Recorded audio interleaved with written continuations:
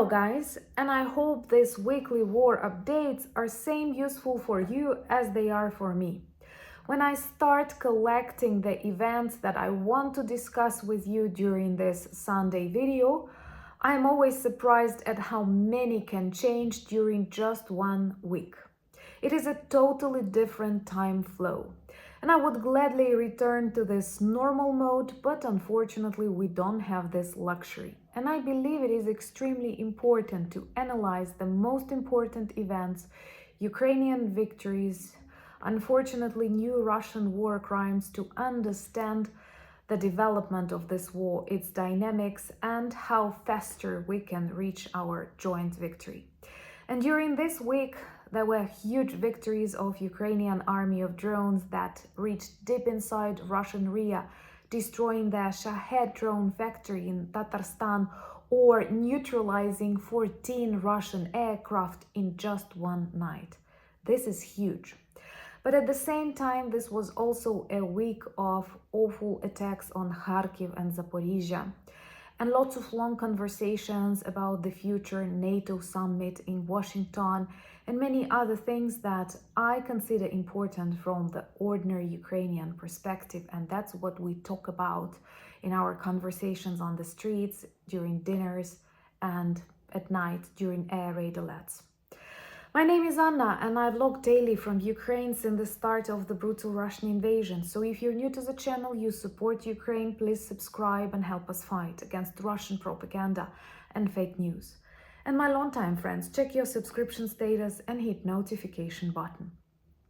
Today, actually this week, I was super proud to be Ukrainian because of very successful Ukrainian drone operations. You know that we develop drones, we improve them, we test them. There are different kinds of drones, and they started performing very complicated operations. I think this is a very important turn in this war, because during this week, first of all, they've managed to reach deep inside Russian RIA, more than like 1,000 kilometers away, Tatarstan, and targeted a Shahed drone factory. This is karma, you know, when a drone factory is destroyed by Ukrainian drones. And a very illustrative message to Russians who believe they can target Ukrainians without any consequences. No, war is returning back home. And with each day, if you will not stop it, you will feel more and more of what that really is.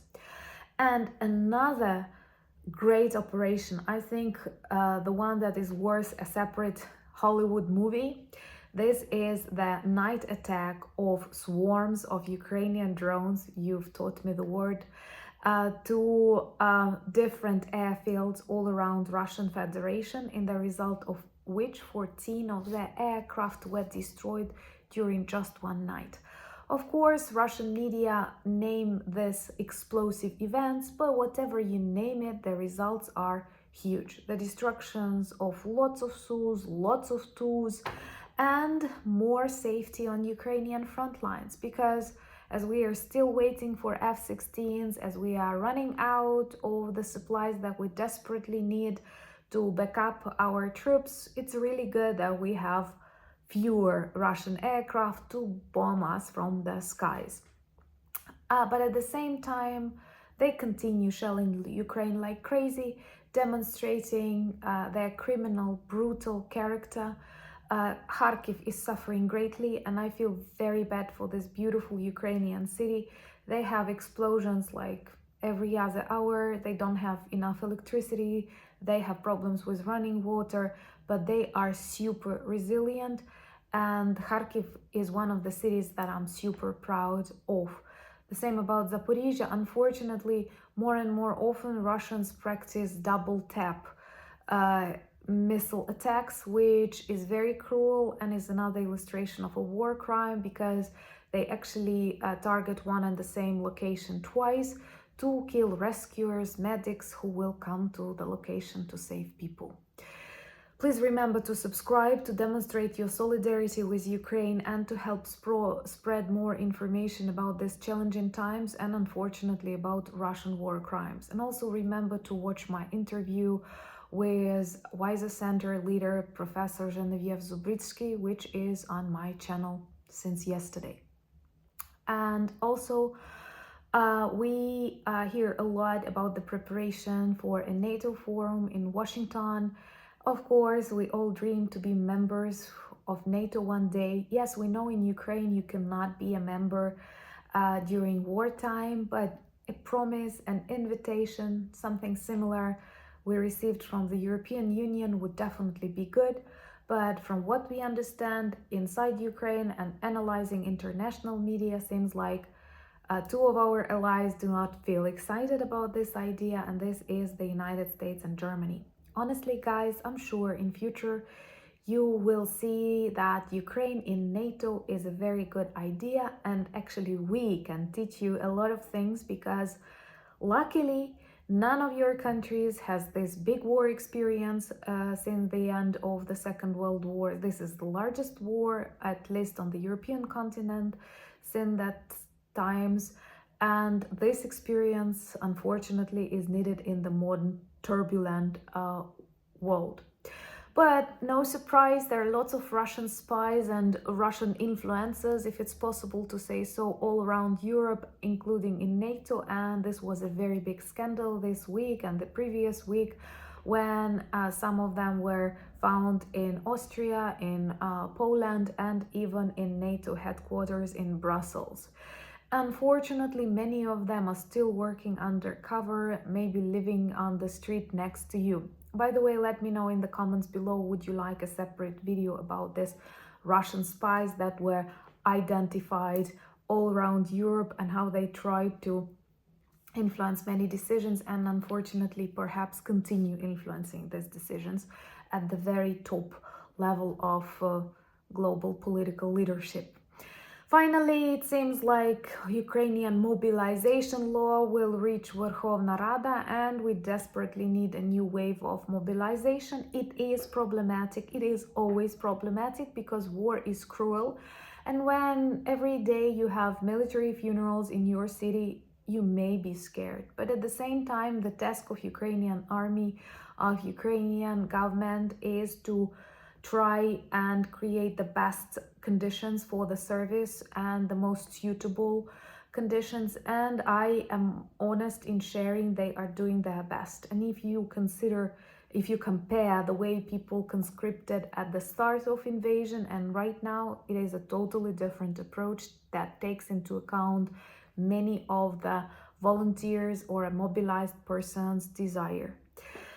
Also, today we've learned that Slovakia has chosen a pro-Russian president, Pellegrini, and this is not good.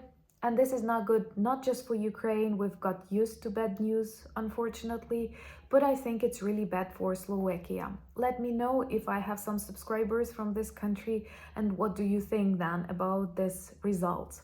I don't want you to return back to the orbit of the Ruski Mir. Believe me, it's deadly. I'm Ukrainian, I know what I mean. At the same time, Orban was very excited about this choice, but Orban had lots of troubles in his own Budapest because many, and I will stress, beautiful people went out on the protest against him. I think the reason is corruption scandals that were on the media, and perhaps also this isolationist approach to the European Union. And definitely if Hungary, Slovakia will decide to separate themselves from the European Union and be closer with Russia, this is a bad choice, and I honestly don't advise you that. Not only from the Ukrainian perspective, but simply look who are Russia's friends, North Korea and Iran. Do you really want to be in that company? And we also see how karma works on Russia right now because of the news from Orsk. I don't want to be too sarcastic, but I was laughing when I've heard the name of this city. I'm sure it reminds you this dehumanizing term that we often use in the comments that later disappear. But honestly, it is not the words that dehumanize Russians. It is Russian behavior that dehumanizes them when they cross the border of an independent country. So there are huge floods in Orsk, and this is a city in Russian Federation with 2 destroyed dams. And now their oil refinery is not working, not because of our targeting, but because of Russian negligence. There is no Ukrainian footprint in the destruction of their 2 dams. This is natural dilapidation because they spend too much money on missiles in Ukraine instead of repairing their own dams, and people switch to online education. They cannot walk the streets, and actually lots of zones are flooded.